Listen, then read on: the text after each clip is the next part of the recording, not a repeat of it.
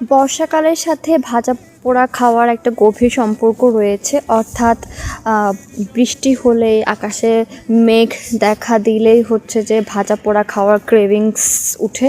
তো আজকে হচ্ছে যে আকাশটা খুব মেঘলা এবং বৃষ্টি পড়ছিল, তাই ভাবলাম যে একটু সিঙ্গারা ভেজে নিই। তো গরম গরম সিঙ্গারা ভেজেছি এবং সিঙ্গারাগুলো বেশ ছোট এবং কিউট, খুবই মজা।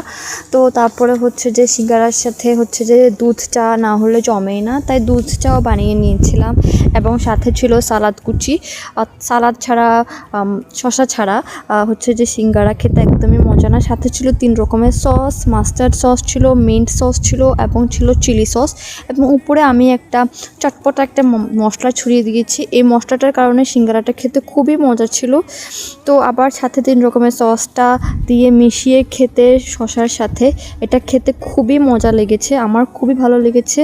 বাঙালি আড্ডার দুটো ইম্পর্ট্যান্ট জিনিস হলো ভাজা পোড়া আর হচ্ছে যে চা। তো ভাজা পোড়া আর চা নিয়ে আজকে হচ্ছে যে বৃষ্টির বিকেলটা খুবই ভালো মতো জমে গিয়েছে।